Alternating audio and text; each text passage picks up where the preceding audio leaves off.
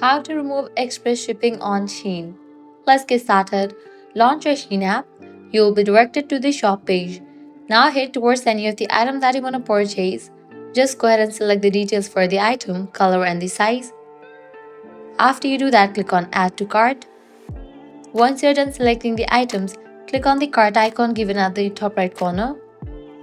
Once you're on this page, you're gonna find the list of the items that you have added to your cart to purchase.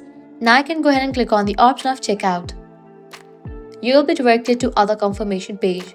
First up, select your shipping address. Then select your shipping method. Set it to standard shipping as you want to remove the express shipping. Now select your payment method.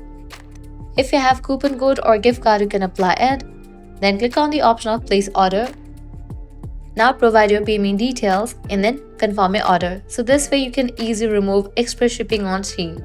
This was really simple and quick process. If this guide was helpful, do not forget to like, share and subscribe to our channel. Thanks for watching.